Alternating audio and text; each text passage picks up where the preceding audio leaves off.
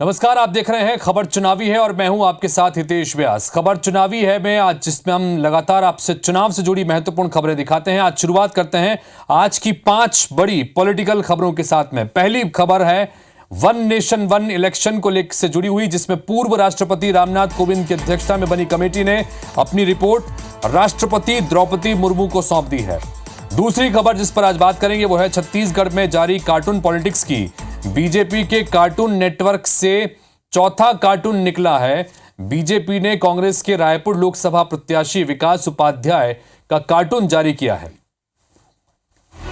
तीसरी खबर है लोकसभा चुनाव की घोषणा से पहले कांग्रेस को लगातार झटके लग रहे हैं। आज मध्य प्रदेश छत्तीसगढ़ में कई नेताओं ने कांग्रेस का साथ छोड़कर बीजेपी का हाथ थामा है।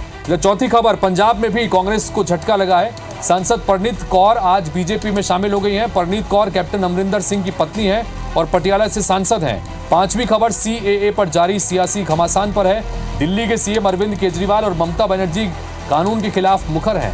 कोई इसे नागरिकता छीनने वाला कानून बता रहा है तो कई लोग इस देश में बड़े पैमाने पर पलायन का डर दिखा रहा है। सीएए को लेकर गर्माती सियासत के बीच केंद्रीय गृह मंत्री अमित शाह ने मोर्चा संभाला है।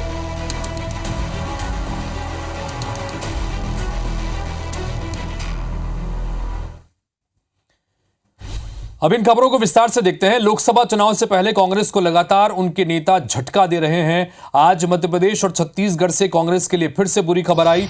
भोपाल और भिलाई में कांग्रेस नेताओं ने पार्टी से इस्तीफा दे दिया।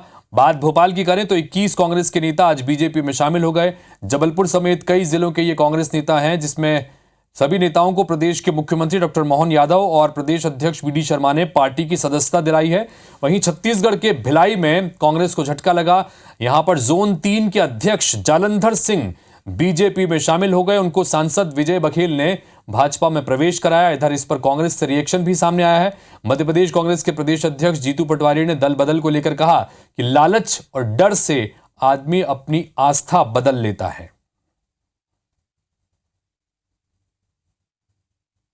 लोग लालच या डर से आदमी अपनी आस्था बदलता है। लालच से बदलता है, डर से बदलता है। तो जिन लोगों को जो गए उनको धन्यवाद। उन्होंने क्या किया क्या नहीं किया इसमें नहीं जाऊँगा, पर कांग्रेस पार्टी एक देश को आज़ाद कराने वाला वो भाव है जिसमें नेता अपनी आस्था बदल सकता है, कार्यकर्ता नहीं बदलता है। तो एक के बाद एक लगातार कांग्रेस को झटके लग रहे हैं। कोई एक दिन ऐसा नहीं बीत रहा जब कांग्रेस पार्टी के नेता कार्यकर्ता पार्टी छोड़कर बीजेपी में शामिल नहीं हो रहे हैं। और मध्य प्रदेश छत्तीसगढ़ में नहीं बल्कि देश के अलग अलग इलाकों में भी स्थिति यही है। पंजाब में भी कांग्रेस को झटका लगा है, जहां पर सांसद परनीत कौर आज बीजेपी में शामिल हो गए। परनीत कौर कैप्टन अमरिंदर सिंह की पत्नी है और पटियाला से सांसद हैं। बीजेपी में शामिल होने के बाद परनीत कौर ने कहा कि बीजेपी में शामिल होकर उन्हें खुशी हुई है।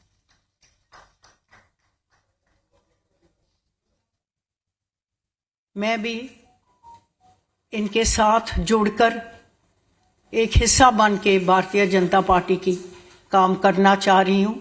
मैं धन्यवाद करती हूँ नरेंद्र मोदी जी का, नड्डा जी का, सारी पूरी भारतीय जनता पार्टी की टीम का, भारतीय जनता पार्टी की परिवार का, कि मुझे आज इनके साथ एक हिस्सा बनकर काम करने का मौका मिल रहा है। बहुत बहुत धन्यवाद।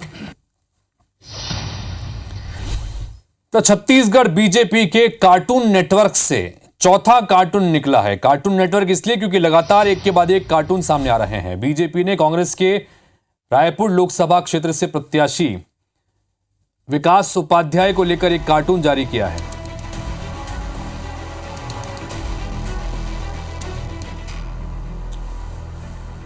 तो विकास उपाध्याय को लेकर इस बार टीपी जारी किया गया है और यह कार्टून में जिस तरह से विकास उपाध्याय पर निशाना साधते हुए लिखा गया है कि विकास नहीं ये विनाश है।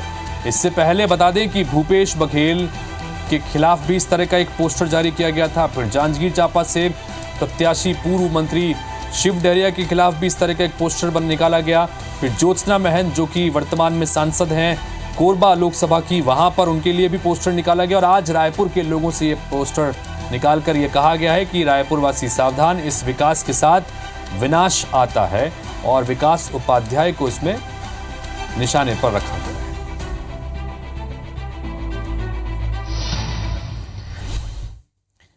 इधर लोकसभा चुनाव से पहले सोशल मीडिया पर सियासी घमासान जारी है। राजनांदगांव के कांग्रेस बीजेपी प्रत्याशी के बीच सोशल प्लेटफॉर्म एक्स पर वार जारी है। कांग्रेस प्रत्याशी भूपेश बघेल ने लिखा कि कहावत है, संतोष का फल मीठा होता है। राजनांदगांव में संतोष के खिलाफ भारी असंतोष है।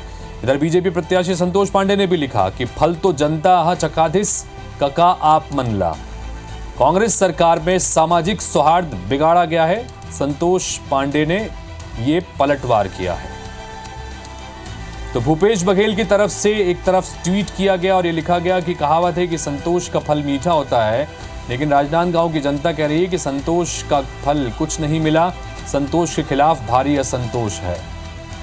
तो संतोष पांडे ने इस ट्वीट के पलटवार में ये कहा कि मोदी जी के मार्गदर्शन में राजनांदगांव लोकसभा में जितनी उपलब्धि हासिल की है उसे जनता जानती है और आपके शासन में केवल सामाजिक सौहार्द बिगड़ा है, विकास कार्यों में रुकावट पैदा की गई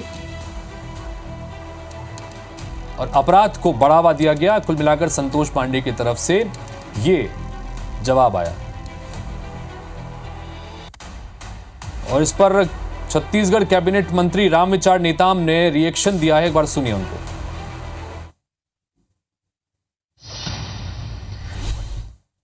भारत जब छिड़ी रहा है तो उसके पहले जो भी होता है वो सब साजो सामान तो तैयार किया ही जाता है ना, तो सभी है।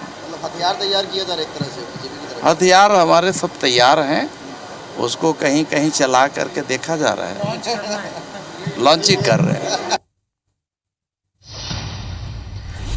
तो भारतीय जनता पार्टी ने अपनी दूसरी सूची जारी कर दी है और इस सूची में केंद्रीय संगठन ने एक बार फिर से इंदौर से सांसद शंकर लालवानी पर भरोसा जताते हुए उन्हें उम्मीदवार बनाया है। इसी के साथ मध्य प्रदेश की सभी 29 सीटों पर उम्मीदवार अब घोषित हो गए हैं। भारतीय जनता पार्टी के पलासिया स्थित शंकर लालवानी के शासकीय आवास पर उनका नाम तय हो जाने के बाद बड़ी संख्या में उनके समर्थक उनका स्वागत करने के लिए पहुंचे। ढोल ताशे पर नाचते हुए आतिशबाजी भी की गई। मीडिया से चर्चा करते हुए इंदौर से सांसद के उम्मीदवार शंकर लालवानी ने कहा कि इंदौर में पिछले 5 सालों में केंद्र सरकार की सभी योजनाएं पर डबल इंजन की सरकार ने काम किया है।